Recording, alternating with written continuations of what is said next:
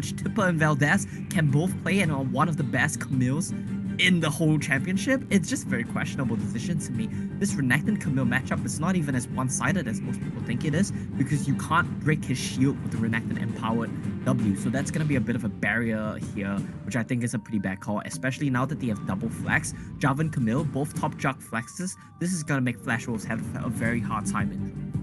Yeah, we all know that Tipper and Valdez likes to actually hover into the top side, go for that early engage. Having the flexibility is absolutely insane for EVOS Esports in the first 2 picks. But picking up the Rakan, once again, they're doing the same thing that they did a while ago. Picking up the Rakan early on, which can leave the ADC very open, very flexible. They can lean towards the Kai'Sa, they can lean towards the Zai, depending on what Flash Wolf wants to do here. Yeah, they have options. I feel like, picking the Ziggs, it was a counter to G4, and they completely forgot about Tipper and Valdez and just how much of a pain they can be as a duo. And Flash Wolves, I hope they're prepared for what they actually, let loose, so to say. Omo, what do you think? I think Flash Wolves team comp is defaulting back to something that they've played a lot in the past, something which they are kind of comfortable and familiar with. What we're likely going to see to round this one off is a Xayah Lulu combo. I could see a world where they even go for Vayne Lulu, so it's likely going to be loose on the Ziggs in the mid lane, and it's a very standard Flash Wolves team composition. You just want to have everyone run in and let Demon be the hard carry here with the Lulu buffing him. On the side of EVOS though, I like what they have a lot more. What can I say? I'm just 5 hit. Oh. Mega Brain. Mega Brain Omo. And yeah, I mean, it's a really good answer to all the picks that EVOS has, right? You can dodge out on the flag and drag, you can condemn, so many spells here, and it's a hard counter to, well, not hard counter, but it's a counter to Kai'Sa as well. And you have the Lulu to buff you, so it's going to be a very efficient, effective Vayne game. And since they dropped the 5P, it made a lot of sense here. Yeah, there's a lot of CCs on the side of EVOS Esports as well. I'd be really, really wary about that, especially with, how they got all of that control in their first game. But yes, we are going to see how indeed Flash Wolves will stand up against EVOS Esports if they can manage to get another 1-1, or if EVOS Esports will get that 2-0. Again, this is going to be another one for the books indeed, because EVOS Esports do view Flash Wolves as a threat. So this is kind of their own mountain to conquer. They are conquering their worst fear, I guess, in Flash Wolves. So let's see if EVOS Esports can get that 2-0. Let's head into game 2. Casters, over to you guys. And we're going into EVOS Esports and Flash Wolves with EVOS Esports up 1 game. We're looking at a brand new team here, basically. Game number 1 of the day, forget about it. Divine Esports, what about them? EVOS Esports are here to play, and they're up against the Flash Wolves. They're looking to take this one away. Yeah, this composition from them is looking really strong. Tipper again being paired with Rich here on that Rakan. They had a phenomenal performance earlier in their first game against Flash Wolves. And I can't imagine the engage is going to be even stronger, because Valdez is on this Camille. That Hextech ultimatum, the hook shots, into the charm perhaps coming from G4. I bet that's going to be an insta-kill. Okay, well, here we have it. Look towards Tipper again on this Jarvan, because he's running the Aerie, he's running Ignite, he's playing it aggressive. He's had a taste of his Sarah as Renekton the first time around. He's playing aggressively. Mid-side, the same case. Bruce is almost dead off of a level 1, level 2 Aerie. I mean, what a start to this game, Riku. Yeah, that's usually the sad part about the Renekton matchup in general. Into anyone, especially level 1, you are just so vulnerable to pokes, to harass, and you're still waiting for that big level 3, which is going to put you into that big deficit just because Tipper is able to control the lane. He's going to beat level 3 first. And I assume Valdez eventually is going to get that dive onto Isera, which is going to be heartbreaking because, again, whenever we talk about Isera, Renekton is, well, his best pick, consistent pick. I don't know why I feel pained saying that for Isera. It's because you know you're going to have a very lengthy discussion with Omo at the end of the day, where you're going to talk about just how good Isera is with Renekton. And according to him, it's not very good at all. But in the previous set, Isera was able to pull out a minor lead in his lane up against it, but despite the fact that he was dived early on and was able to still hold on despite that. Let's see if things are going to change this time around. As G4 once again on this Ahri, he's moved away a little bit from stuff like the Ziggs and it's gone for more, well, control mage, assassin, whatever kind of pick you want to call it. But Ahri has been a big one for EVOS. Yes, something that is able to gank, as well as create opportunities whenever Valdez is gonna move around the map. Usually Valdez landing the stun into the charm would be ideal. And Bruce so far hasn't been able to show up because of the constant ganks from Rich, which is a different scenario now. Because Cat Satan on this Kaisa usually can't exactly be left alone, especially have a Vi on the opposite side. And now that they don't have priority in the lane means that Rich may be shackled into this lane. It's a very different position from what they had last game, where Rich was just able to freely roam around the map, and EVOS Esports recognized that. I think it's a little bit of a different composition to try and run for anyway. There's a lot of combos that they can try and execute later on. I'm quite interested to see how that one's going to play out. Rich is running, well, let's take a look towards the mid side first, because they're moving on to Bruce, but he has double stuns. He has everything. There's not too much danger to him. He's going to get away. And EVOS Esports just put on the pressure, but it's nowhere near as bloodthirsty as they were last game. Yeah, EVOS is trying their best to burn a summoner spell or two from Bruce, and so far he has been very patient, always saving the satchel for that big escape. And because, again, Rich is shackled into his lane, it is all up to Thipper now, and as well as Valdez to create pressure onto Bruce. But, you know, he's not exactly on a playmaking champion like a Diana, like an Aurelia. He's now on a Ziggs. Oh, absolutely. Who's more, what do you call this? Being able to chill and stay in the lane. Yeah, no initiates, just there to plant some bombs. Not plant some bombs, to rain some bombs in the back line. It sounds very zen. You know, you're out here, you got your pots, your pots, you got your soil, you plant some of your bombs. You know, that's just life. You know, you curate some, make sure they're watered every day, make sure to get accurate amount of sun, and then maybe, you know, your bomb plants will grow into bigger bomb plants. You can use those bombs instead. Is that how it works? Is that where the bombs come from, Riku? Yeah, I think so. You will be able to... we don't know how science works. That's just our analysis. Take it or leave it. As we do see Flash Wolves start to commit a little bit, and it's interesting. You have the Vayne just being able to push Valdez away, who has now jumped on him. You don't have to condemn, so that's going to be a big difference maker. Demon flashes the wall and gets out in time. But that's a big ult now gone. No wild growth available for Flash Wolves, but big ults blown off by EVOS Esports, and right on time for the objective. That means wherever Flash Wolves doesn't want to take, they're going to take that objective instead. And with that, they're going to be a little bit more reserved now. Flash Wolves knows this, that they won that ult economy. That's why they're going for this Rift Herald. Yeah, taking their own pick to the objective that they want to go for. EVOS Esports are going for the Dragon Den. This is quite an interesting adaptation. Most teams have been showing a lot of prio towards the Rift Herald, so it looks like EVOS Esports have kind of acknowledged that maybe they've lost some tempo in this early game, so it's going to be difficult, you know. And that being said, you know, now it looks like Flash Wolves are going to be able to use it towards the top side quickly as they try to shove out the wave as fast as possible. Tipper is going to come here soon, but there we go. The initial crowd control comes across, and it's crowd control on demand. It's Tipper going down, and you're already dead, buddy.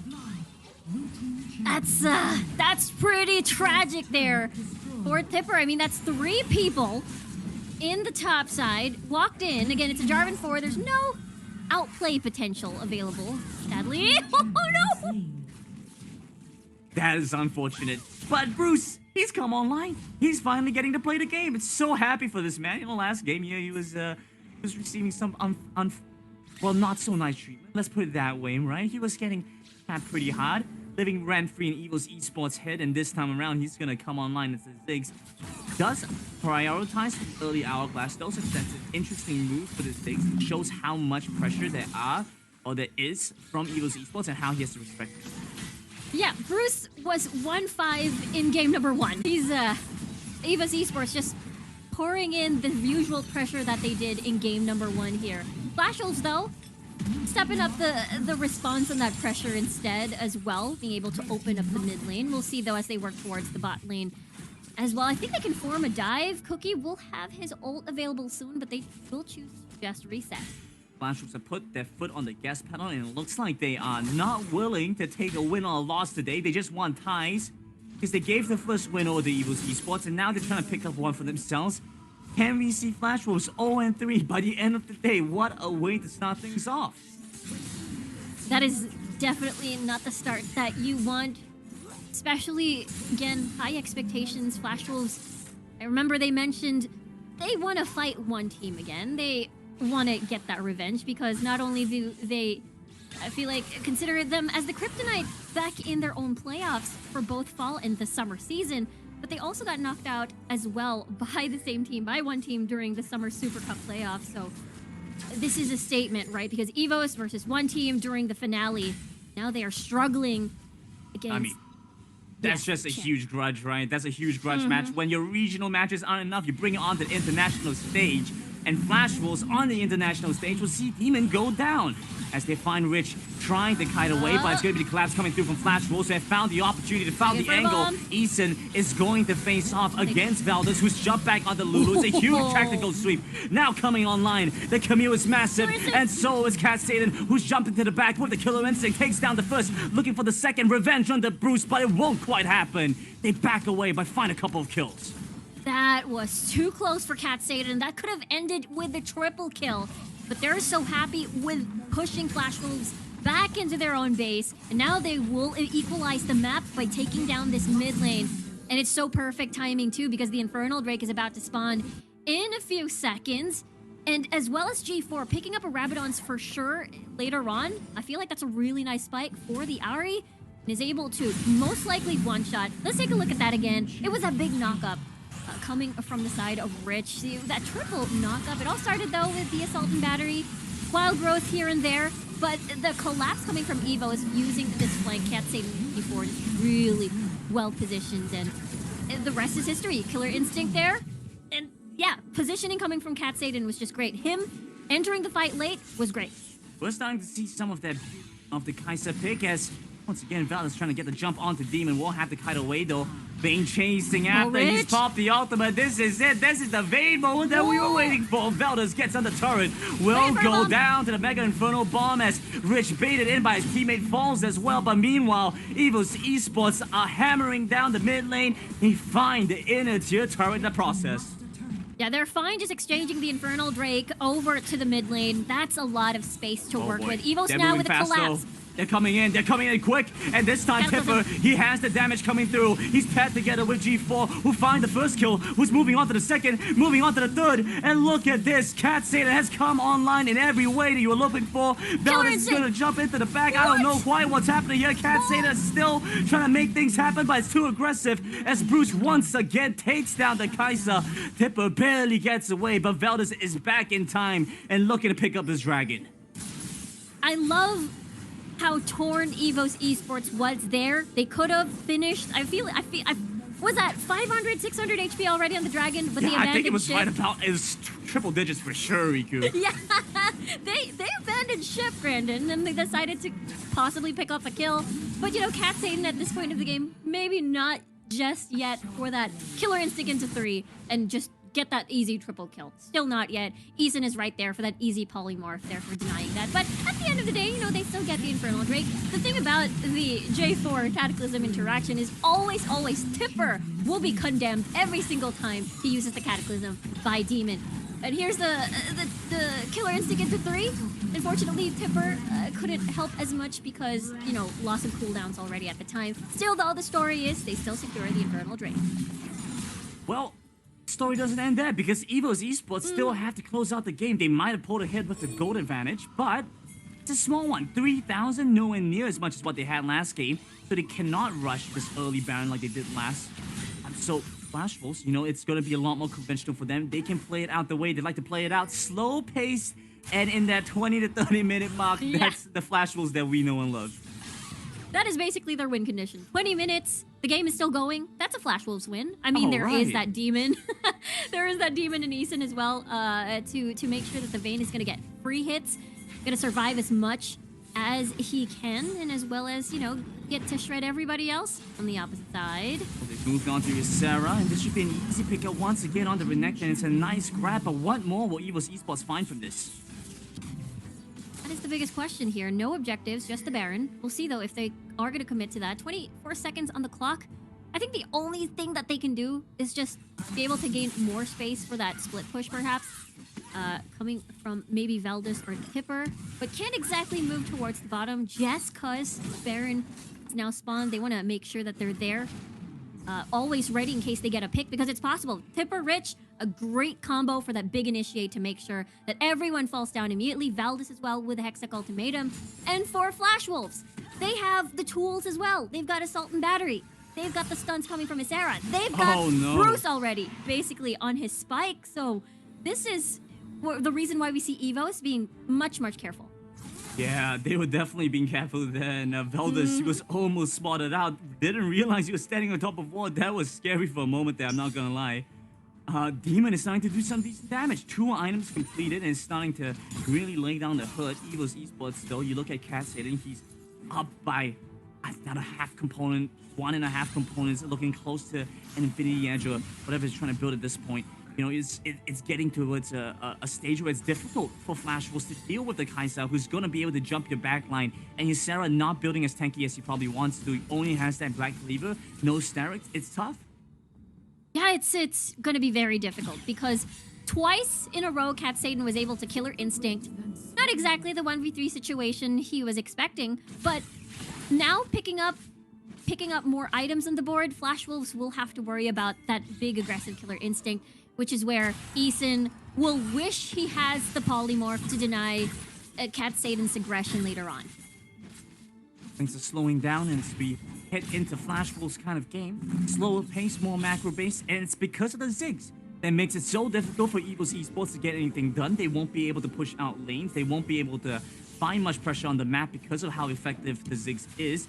And it's going to be difficult to try and sneak away an objective, especially because they have to worry about the Infernal Crop. That being said, though, Tipper, he's done waiting. He's not impatient. He tries to start things off the Cataclysm. Rich is over in the back, trying to buy time, trying to jump onto Demon. G4 won't quite be able to get much more done. He's trying to rotate around. Isera buying so much time and space. Cat Satan jumps in. He's moved onto Cookie, and they've taken him down. Bruce has flashed onto his face with a blast cone right there. The rest of EVOS are here to clean up as they take down 4, and it's just left of Eason for Flash Wolves. It's just a measly Lulu here to defend the base. And now what a big, big fight initiated by Tipper there. Immediately condemned, immediately shredded down by Demon. But he's doing a good job. Demon is so busy shredding Tipper that the rest of EVOS is able to freely reign in the fights, maneuver around the fights, remove Bruce immediately, remove the front line like Isera, like Cookie immediately. And by the time Demon is done with Tipper, the front line is gone. There you have it. This is the exact situation that we were looking for. And, you know, Cat Satan here was looking pretty low, tries to still tease out a potential angle for anything else, honestly. But Bruce was right there to take him down as well. So at least being able to equalize a little bit more. If Cat Satan was alive there, I could have very well seen a Baron go down for EVOS Esports. So nice equalizer for Bruce towards the end there, I think. Yeah, it's I guess the way where Flash Wolves is going to be happy. Bruce is going to be that star right now, especially the Baron is up.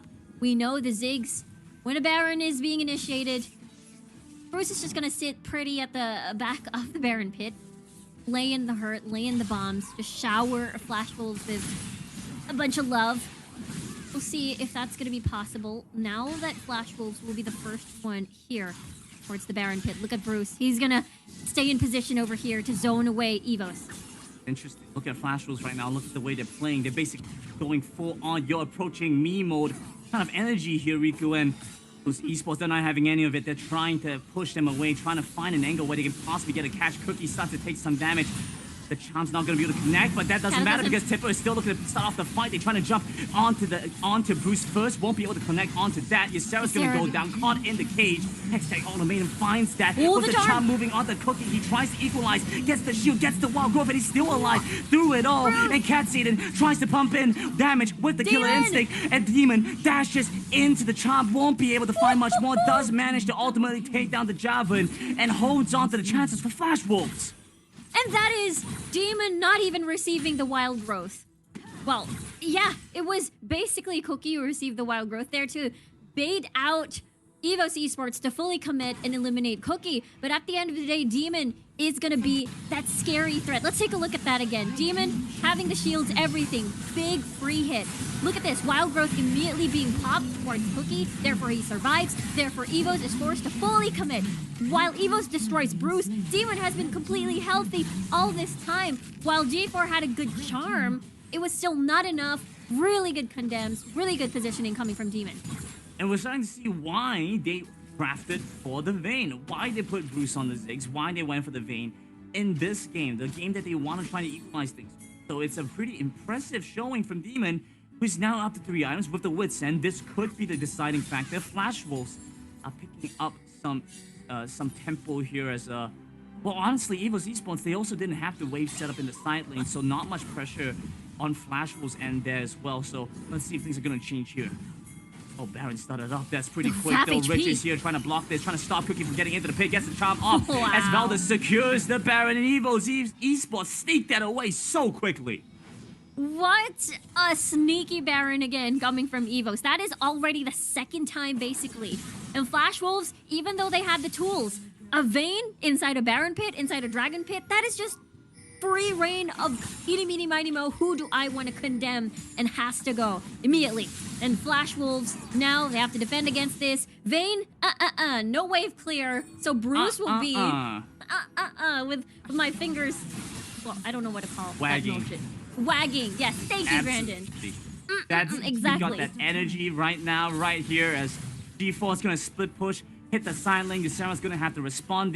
This means that Flash Wolves, they're kind of lost. They're kind of wandering around the map, trying to get some vision control, trying to get some pressure off. They have a line of wards there, but it doesn't extend towards the dragon. And so when that Elder is up, they're going to have to walk into it, and EVOS Esports are going to be waiting. And they are just there to set up this rinse and repeat kind of approach where Tipper is just gonna, get the Cataclysm in on the board.